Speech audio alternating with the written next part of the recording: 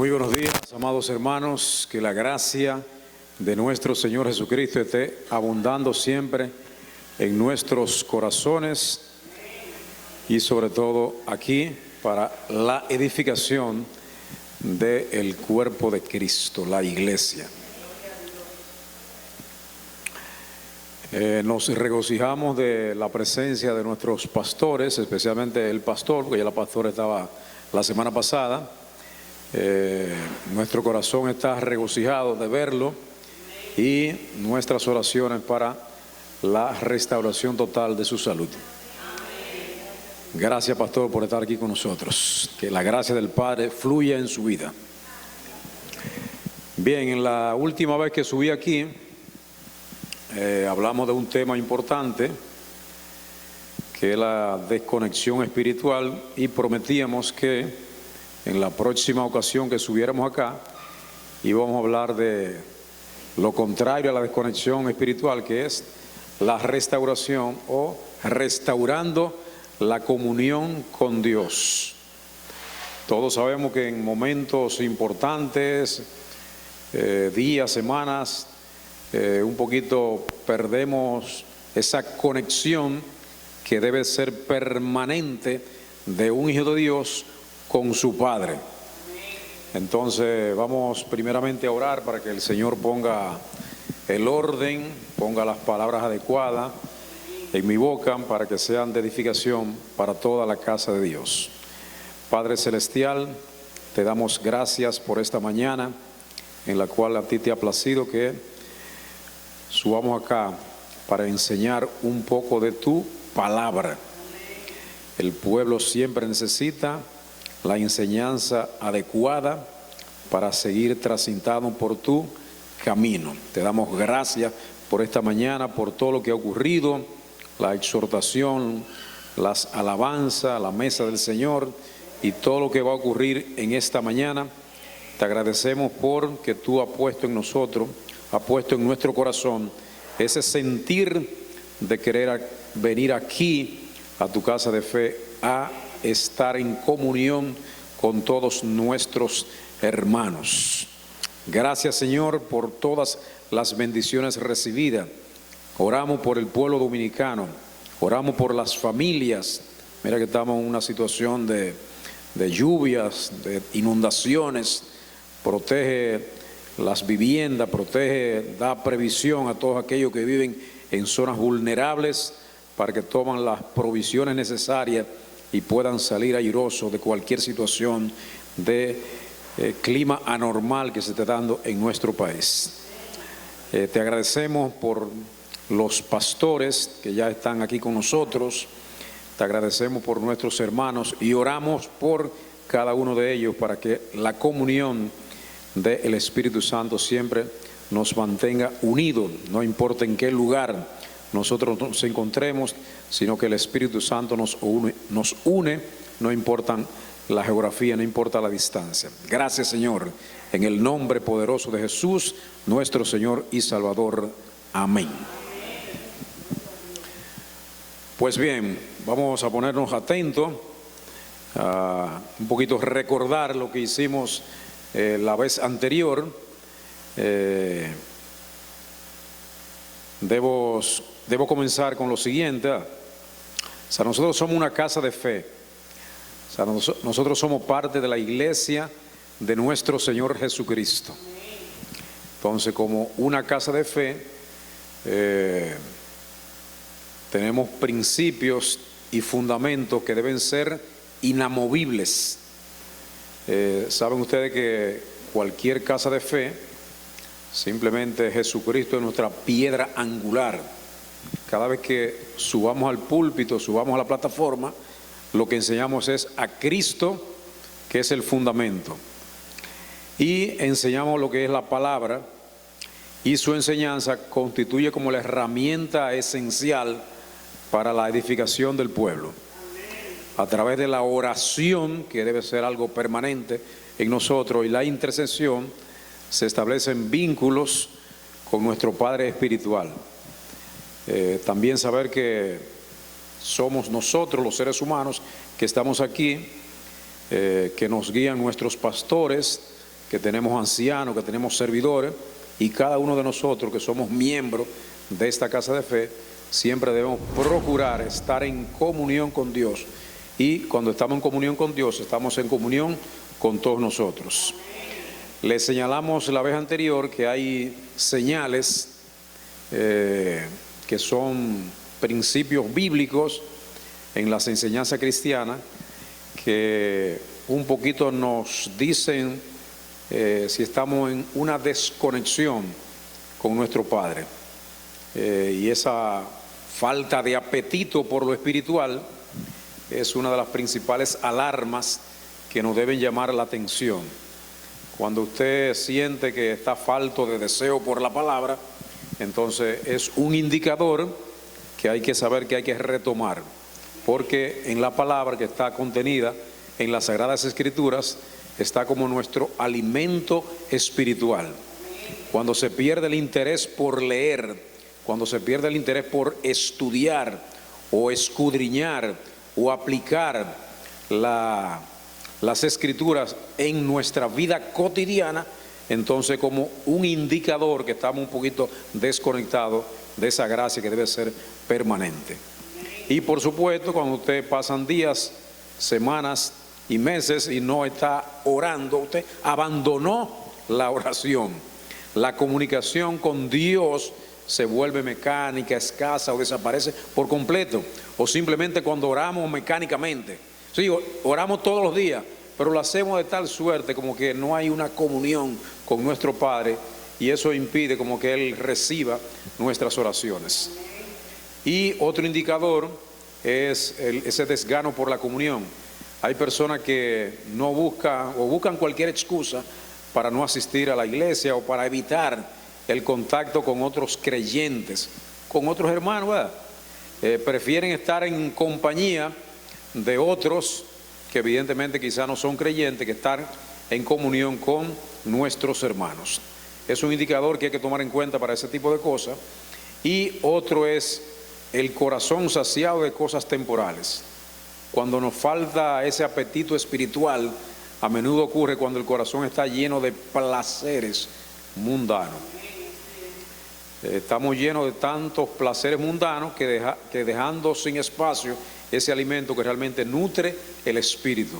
Y lo dice en Proverbios 27:7, el que está lleno aborrece la miel del panal, pero para el hambriento incluso lo amargo sabe dulce, ¿verdad?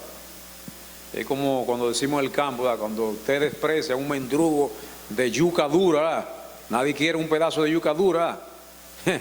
Pero mi hermano, cuando usted tiene hambre y se encuentra con un pedazo de yuca dura, mire, eso es placentero, ¿verdad? Usted está saciando algo porque simplemente tiene hambre. Entonces hay que evitar ese estar lleno de cosas mundanas, porque entonces el que está lleno no va a procurar nada más, simplemente se va a quedar de esa manera.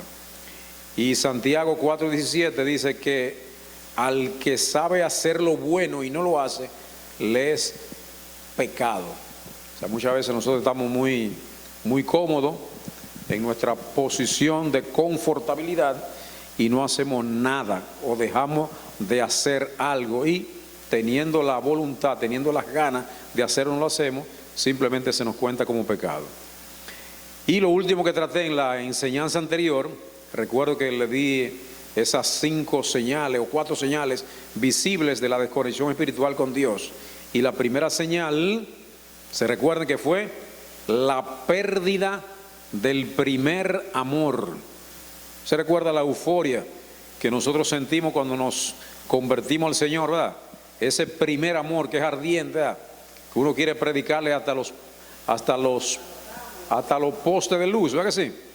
Entonces ese es como el primer amor que alguna vez perdemos, ese enfriamiento del afecto inicial por Dios, que lo dice en Apocalipsis 2:4. Esa es la primera señal, pérdida del primer amor. Segunda señal, falta de fruto.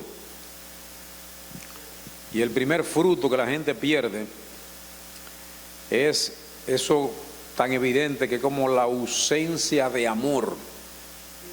O O sea, perdemos el gozo.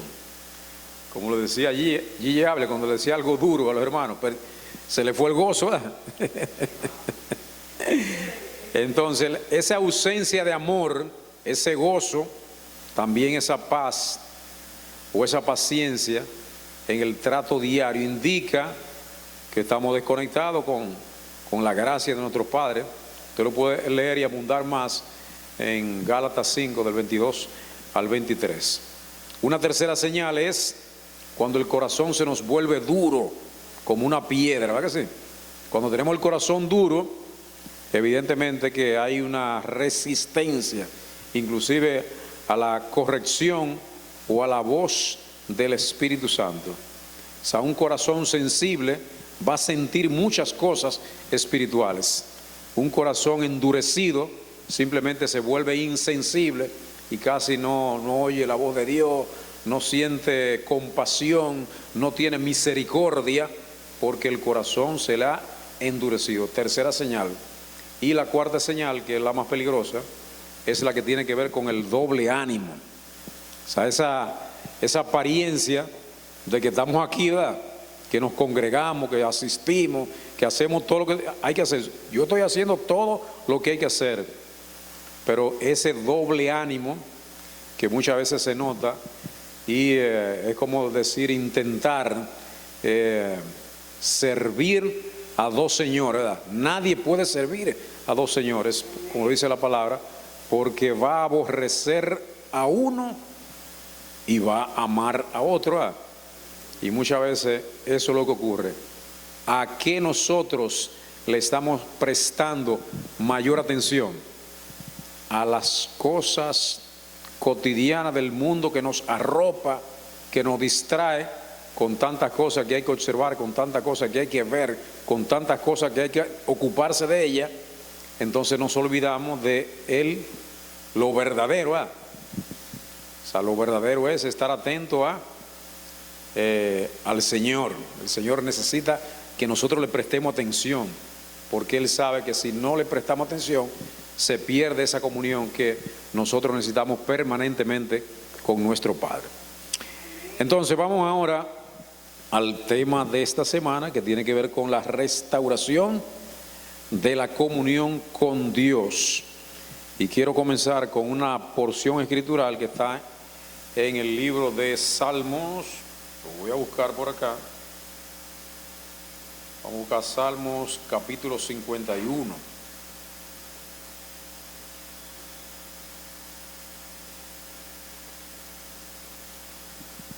Y lo vamos a leer a partir del versículo 1. Y dice la palabra lo siguiente: ten piedad de mí, oh Dios, conforme a tu misericordia, conforme a la multitud de tus piedades, borra mis rebeliones. Lávame más y más de mi maldad y límpiame de mi pecado. Muchas veces hay que reconocer que realmente no estamos limpios, ¿verdad?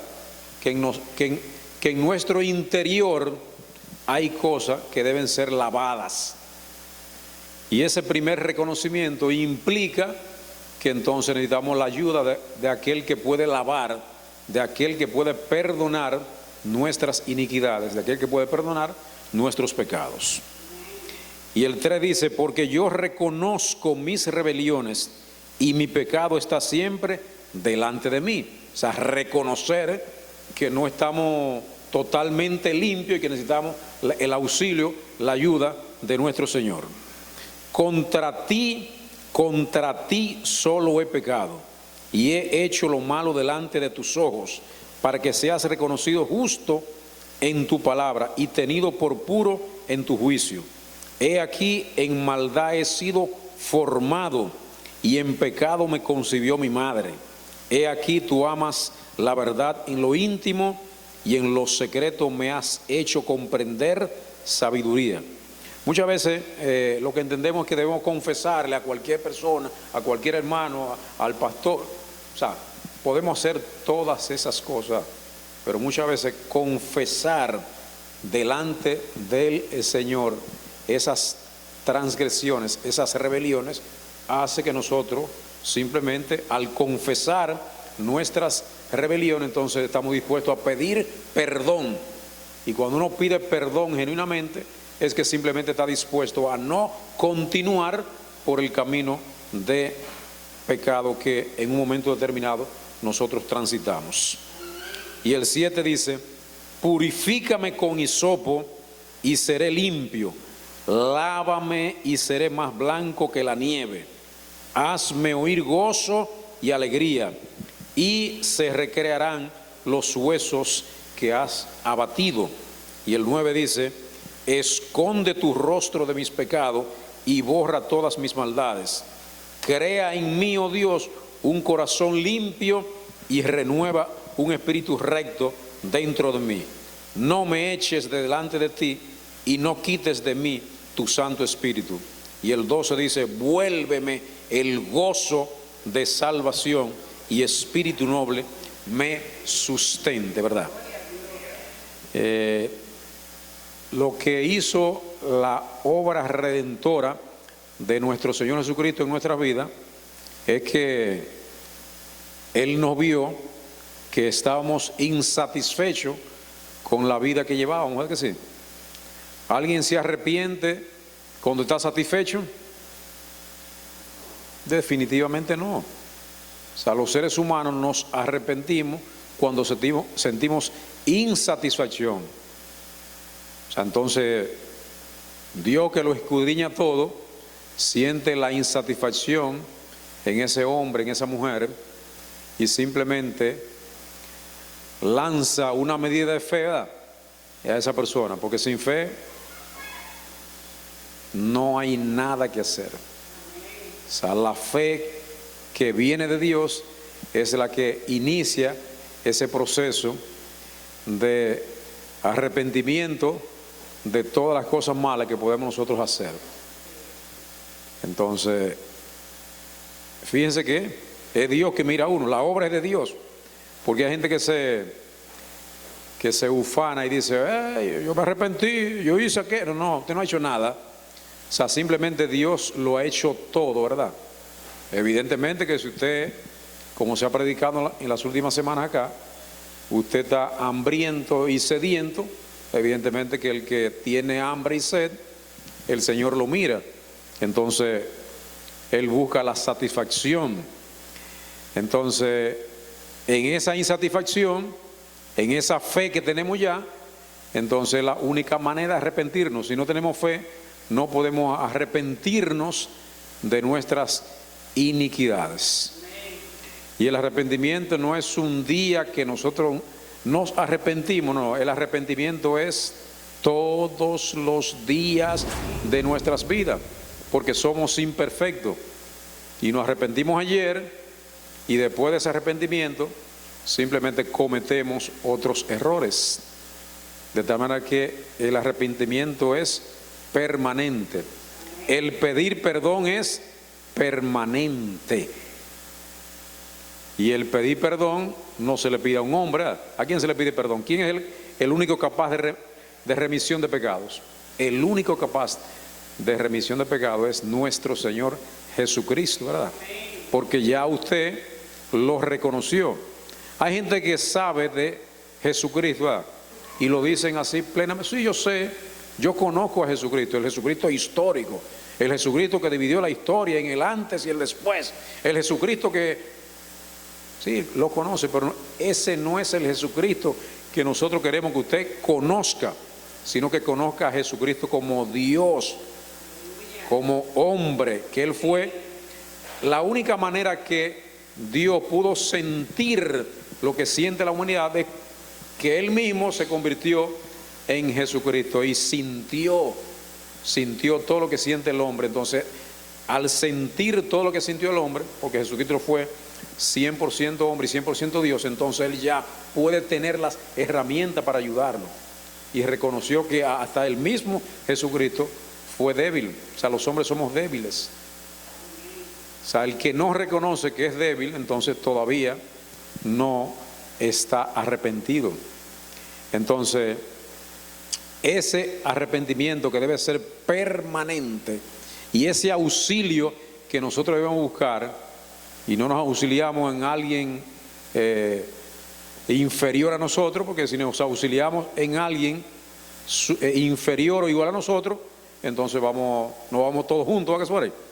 Pero si nos auxiliamos en alguien que es más poderoso que nosotros, o sea, esa ancla, esa arra que es nuestro Señor Jesucristo, entonces sí estamos sujetos, estamos firmes y estamos confiados de que estamos en las manos correctas y que Él nos va a sostener, no importa las circunstancias que pasen por nuestras vidas.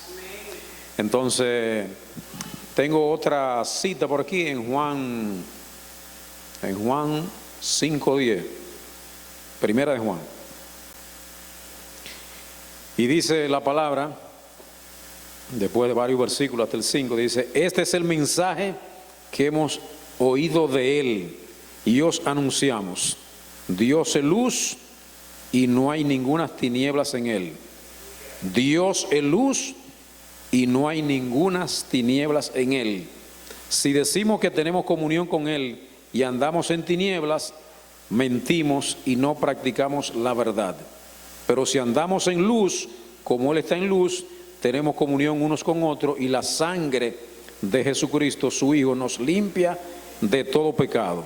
Si decimos que no tenemos pecado, nos engañamos a nosotros mismos y la verdad no está en nosotros. Pero si confesamos nuestros pecados, Él es fiel y justo para perdonar nuestros pecados y limpiarnos de toda maldad.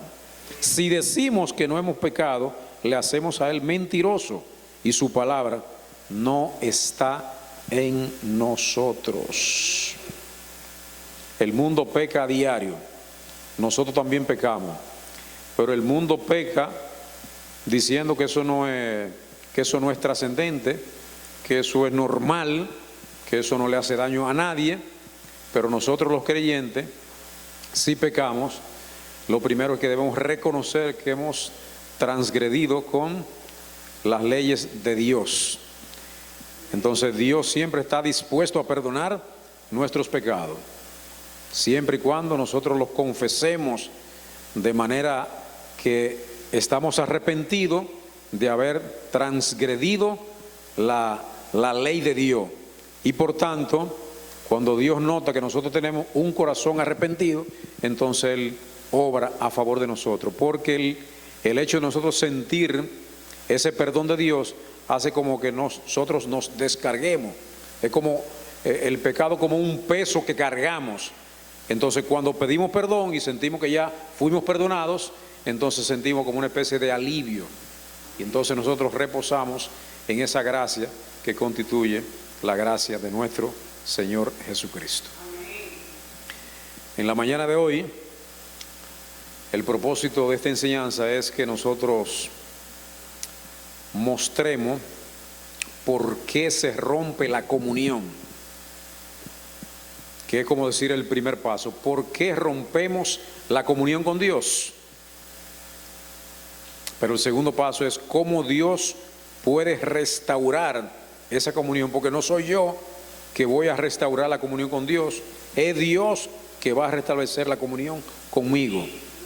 Y usted sabe que el hecho de que Jesucristo muriera en la cruz del Calvario fue para perdonar el pecado de la humanidad, porque Dios simplemente rompió con el hombre. Usted sabe que Dios rompió definitivamente con el hombre, ¿verdad? Y no podía mirarlo, porque el pecado implica que Dios nos mira de manera sucia realmente. O sea, el pecador es como decir un sucio que nosotros tenemos, entonces Dios no puede mirar hacia allá. Entonces la única manera que Dios nos mira ahora es porque alguien nos lavó, alguien pagó, alguien nos limpió, y ahora entonces nosotros lucimos higienizados, limpios, olorosos. De otra manera, usted sabe lo que significa oler a alguien que no esté agradable, ¿eh? Entonces Cristo pagó por todo eso. Entonces el mismo Dios que restaura eso, porque ¿qué nosotros podemos hacer para lavarnos a nosotros mismos, ¿verdad? Porque no es una agua del río, de la llave, de la playa, del mar, no me refiero a ese tipo de agua. Es una agua espiritual que limpia el interior del ser humano y hace que sea un hombre nuevo, simplemente, y bote espiritualmente ese hombre viejo que habitó en nosotros y que muchas veces está ahí haciéndonos una especie de sombra, loco por ocupar la posición que tenía en el pasado. Pero no, simplemente si estamos limpios, si estamos en comunión con Dios, Él nos mantiene en esa posición, la posición correcta. En la vida muchas veces nos ocurren cosas porque abandonamos una determinada posición, ¿verdad? Esa posición implica que ya usted está desprotegido de esa manera. Y quiero leer ahora un pasaje escritural que está en Lucas capítulo 15. Vamos a buscar a Lucas capítulo 15.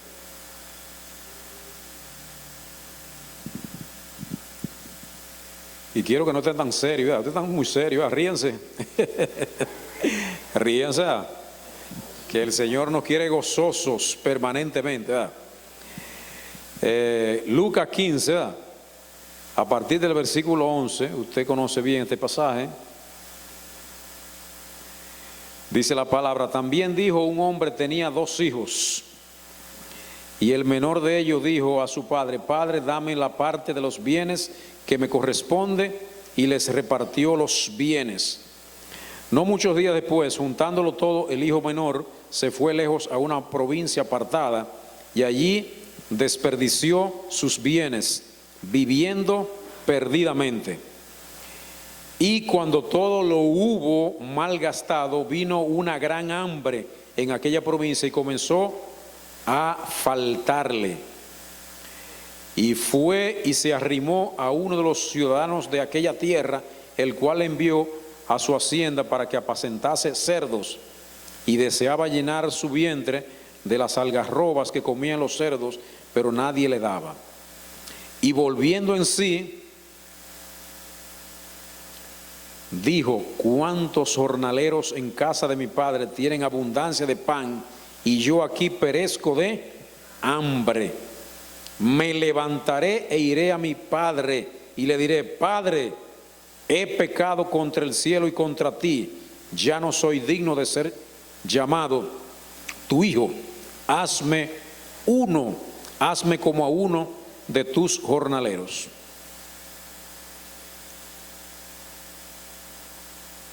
Un hijo que lo tenía todo, simplemente se sentía insatisfecho. Lo tenía todo, ¿verdad? Algunas veces es más lógico desde el punto de vista humano que usted esté insatisfecho porque le falta mucho, ¿verdad? Pero alguien que lo tenía todo se sentía insatisfecho y simplemente quiso transitar una nueva vida, experimentar los placeres de la vida. Y levantándose vino a su padre, y cuando aún estaba lejos lo vio su padre, y fue movido a misericordia, y corrió y se echó sobre su cuello y le besó.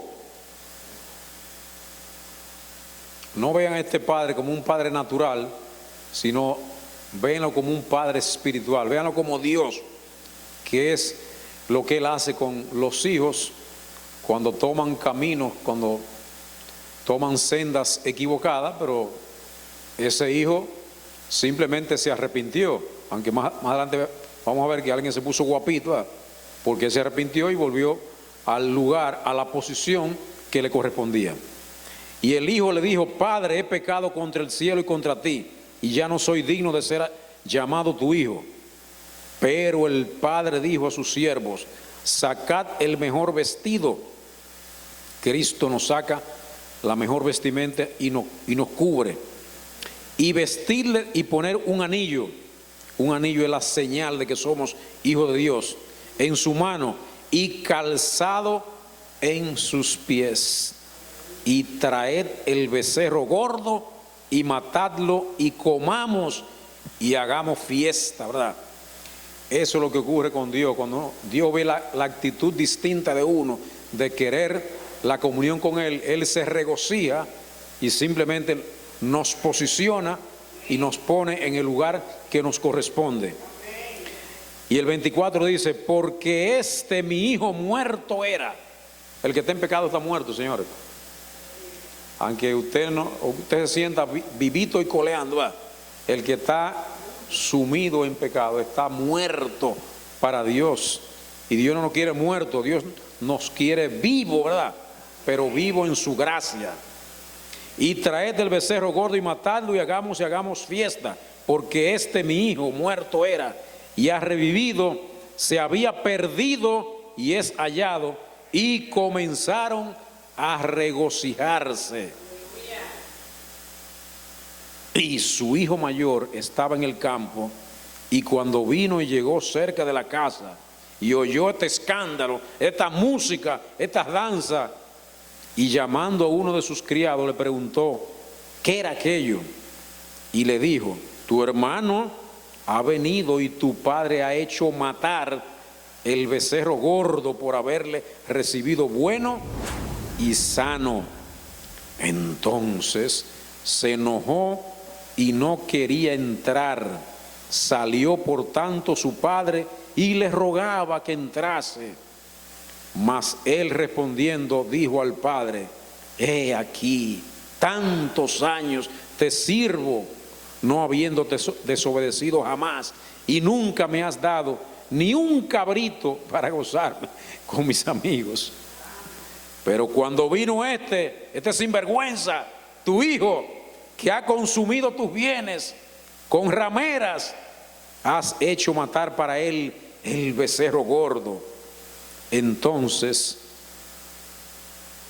le dijo, hijo, tú siempre estás conmigo y todas mis cosas son tuyas. Él tenía mucho más que el hijo pródigo. Él no se había dado cuenta que era el dueño de todo lo que existía, que todo lo que tenía el padre era de él. Entonces se sintió enojado, envidioso. O sea, nosotros no podemos caer en eso.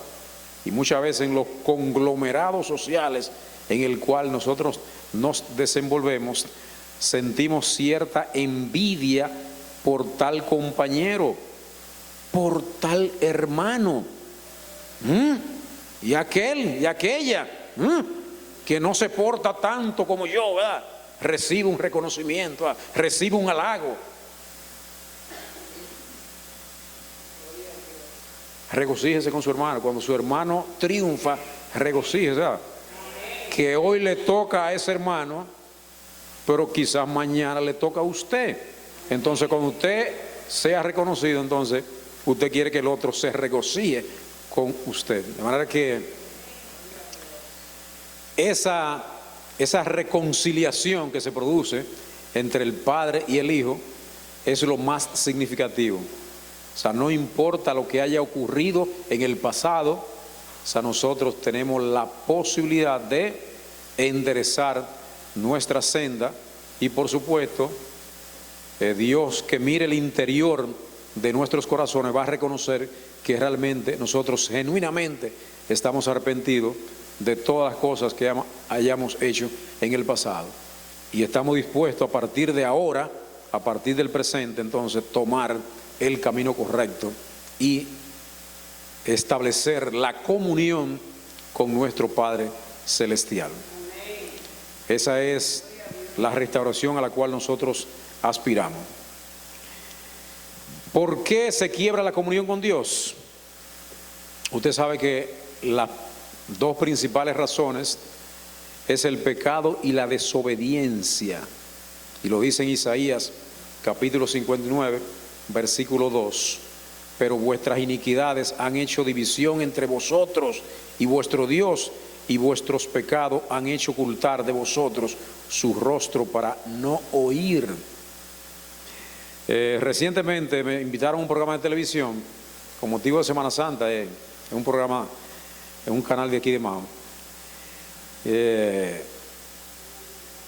Uno no le gusta contradecir mucho ahí a una persona que piensa que está orando y que Dios los escucha y que todo lo que él le pide, Dios se lo va a dar, ¿verdad? Y no examinan sus vidas, ¿verdad?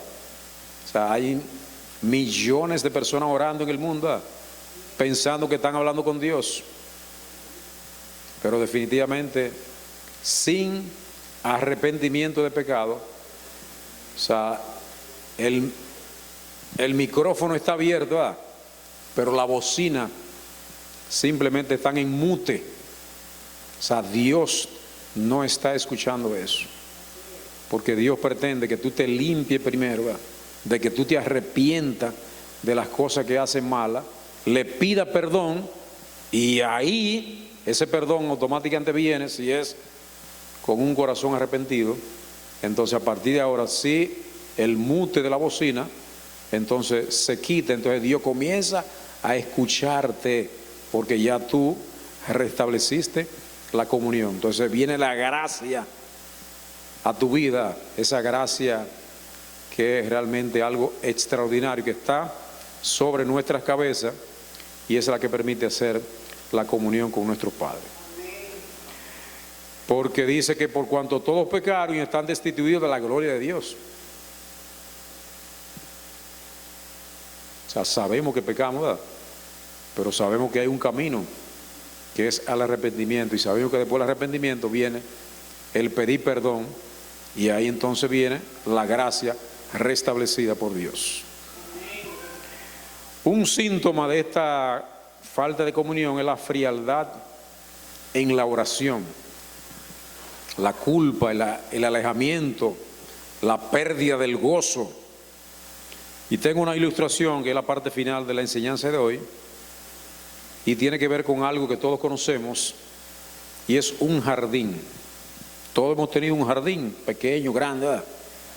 Quizás a las mujeres le toca más esto de tener un jardín, ¿verdad?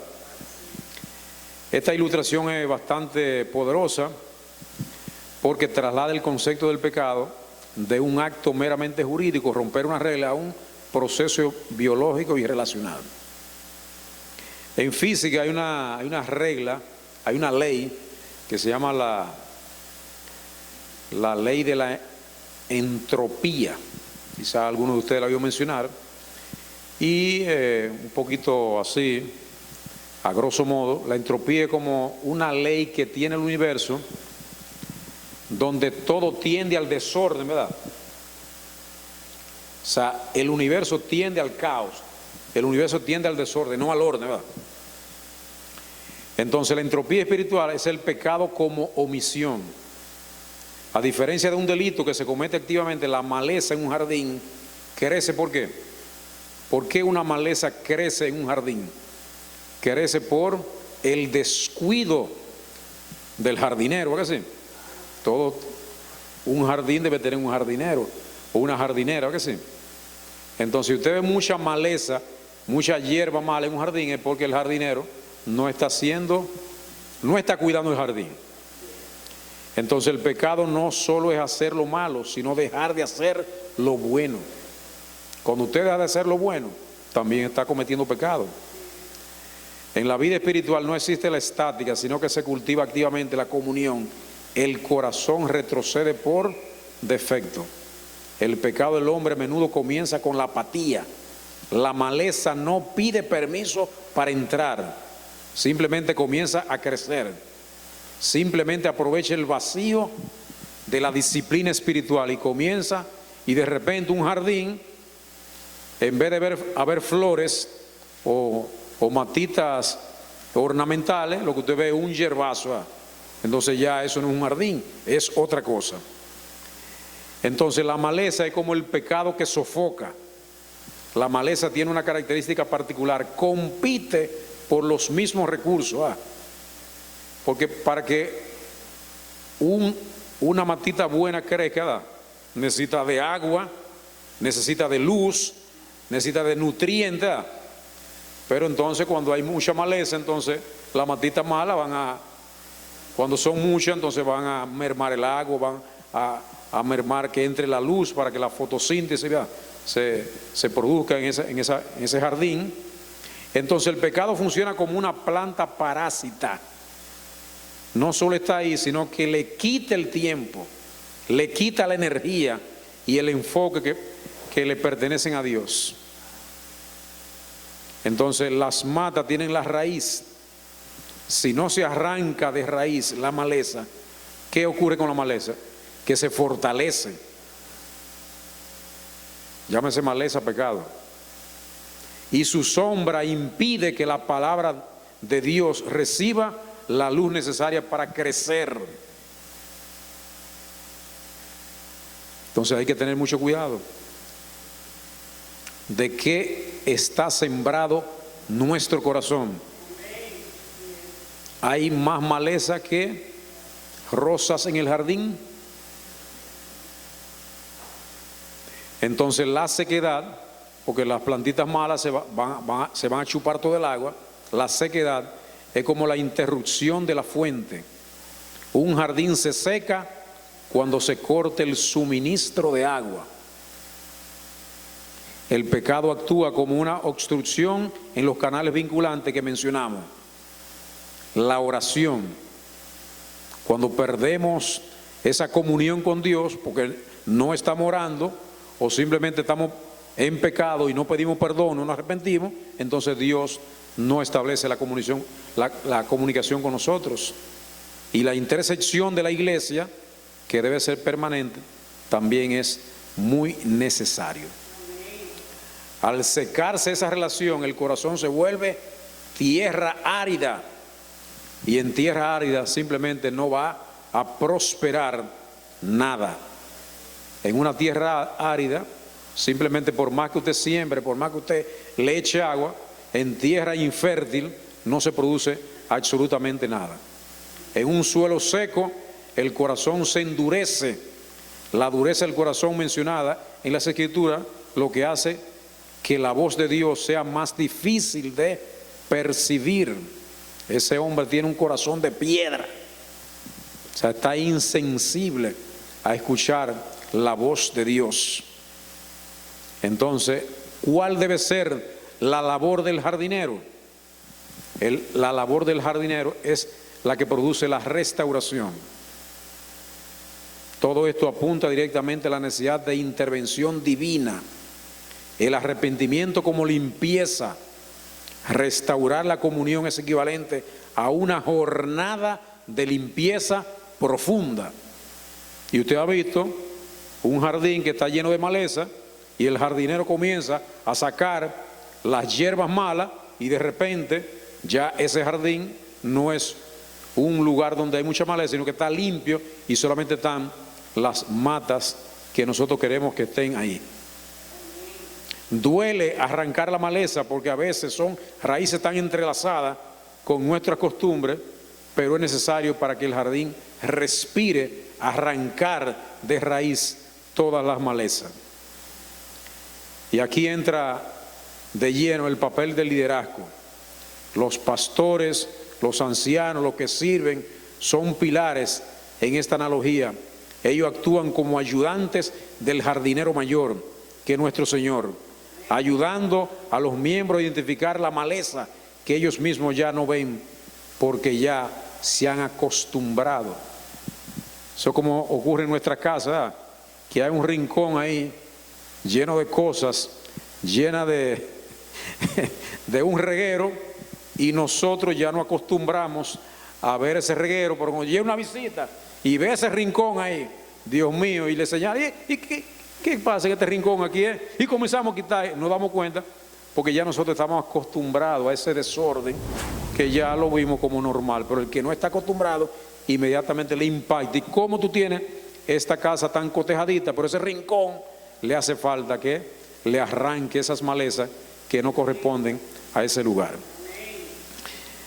Y llegando a la parte final, tenemos aquí en Proverbio 24, en el versículo 30 y 31, lo siguiente: pasé junto al campo del hombre perezoso y junto a la viña del hombre falto de entendimiento, y he aquí que por toda ella habían crecido los espinos, ortigas habían ya cubierto su faz, y su cerca de piedra estaba ya destruido.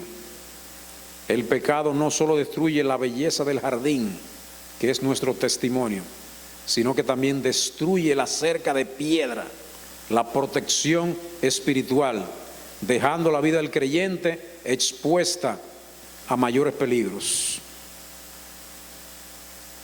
El llamado es, hermanos y hermanas, a que comencemos un proceso de restauración cuando perdemos la comunión.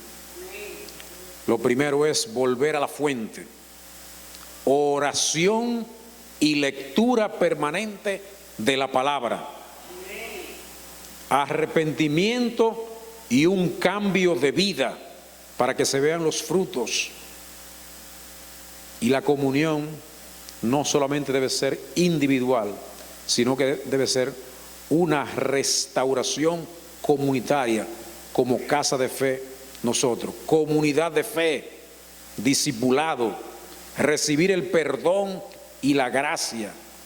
Y esos frutos de la comunión restaurada nos van a producir en nosotros paz, gozo, obediencia, testimonio renovado. Basta ya del orgullo y la autojustificación.